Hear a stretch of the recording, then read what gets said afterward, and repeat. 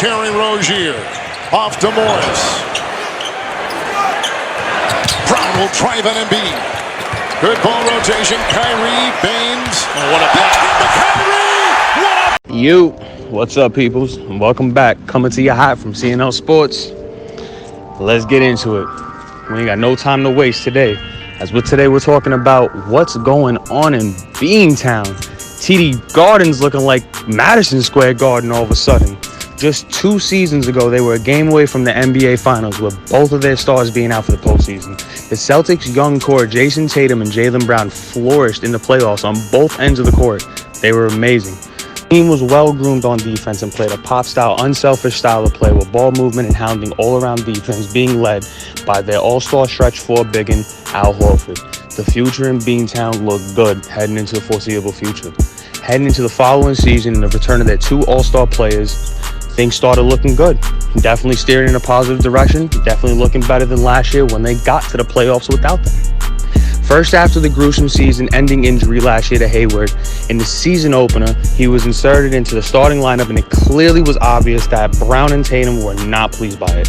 Terry Rozier also had to go back into his bench role after being one of their youngest breakout talents in the previous postseason run. All season long, they were up and down at points. It looked like they were clicking on all cylinders. And the Celtics team we expected in the preseason was finally coming to fruition, but that was just not the case. After being the 2nd seed the previous season, they dropped to 4th. That had a part of the Eastern Conference improving, but they were losing beatable games, and that team spark just wasn't there.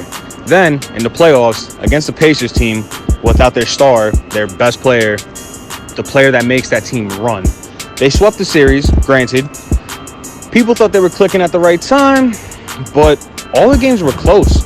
They were all decided under 8 points with a fully Celtics team, which should make you wonder what difference Oladipo could have made if he was playing. Then in the Milwaukee series, after winning the first round, they got the gentleman's sweep, losing the next 4 games.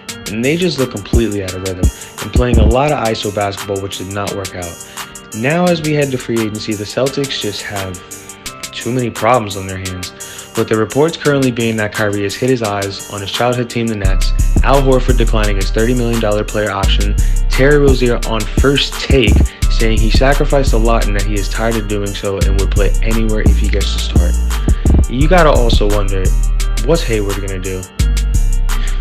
If he wants to return that shade to himself?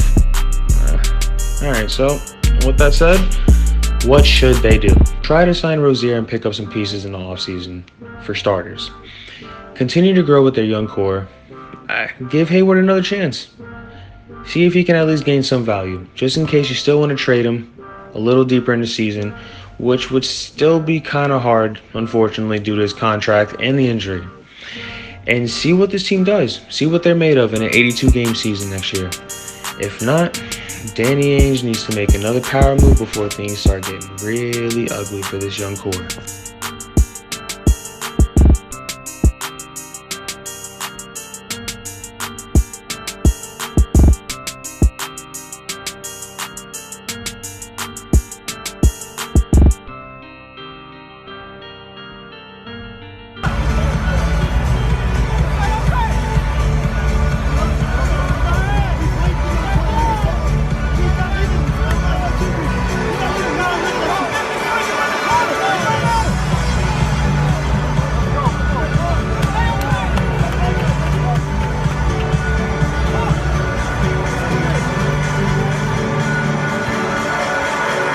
At this point, after failing in another season, with high expectations ending in the hands of the Warriors once again, but not including Durant, Houston now went golfing in early in the spring, with another tough pill to swallow.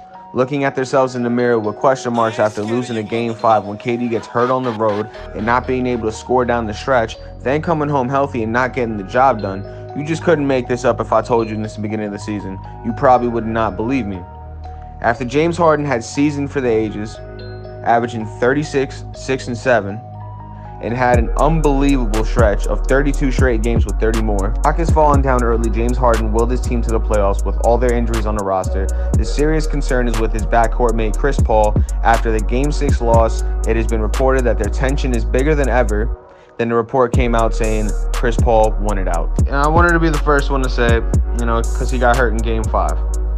But people seem to forget that in Game 6 in the Oracle, they were up 17 and lost the game. And in Game 7, they were up 16 and lost after missing 27 straight threes. So we can't blame the injury, but he should have got it done. In Chris Paul's words, he plays too much isolation basketball while other guys get cold. What we are actually forgetting and trying to look away from is that when this trade was made, true basketball fans knew it wasn't going to work. Talking about two guys that when they were on their respective teams individually, they were among league leaders in usage rate, which means one of them would have to clearly take a step back. And surprised me it took a year longer than expected. Two ball-dominant guards that basically are useless without the ball. If you ever notice, James Harden and Chris Paul won't even run on a fast break if they don't have the ball, which is terrible, especially for a guard. No back cuts, no screen, no roll off the ball for a teammate, which obviously cannot work. Fucking they know. Unless you attach Capella to a Chris Paul trade, it may be the only way you can get rid of him. Rid of him on a solo package. He's out of his prime. He's out of shape. The truth is, Chris Paul hasn't been liked throughout his career by players and some coaches. Now being on his third team, the teammates and coaches can't be the problem. A lot of the people just let his past greatness overshadow it. And now that he's actually playing with another star that is better than him, nerve, and it clearly bothers him. But even through this player friction, Mike No Teaching Defense D'Antoni deserve a lot to blame after clearly not learning from his past and still believes that you don't have to teach defense if we just outshoot the other teams. Really not the case, but on his resume, he's gonna have, accomplishments, back-to-back MVP players on his resume, and has not accomplished a single thing. If you're Daryl Morey, don't entertain the extension talks, fire him, hire Tyronn Lue. Bring some fresh air into the organization. Due to injuries to the Warriors with tension or no tension, they still have a good chance, and you have to go for it. The window is bigger than ever to get it done this year. If you don't, you have to start something new and fast. James is approaching 30. Today, folks, coming to you hot from CNL Sports. Don't forget to hit that like and subscribe to see what the vibe is next show. Peace.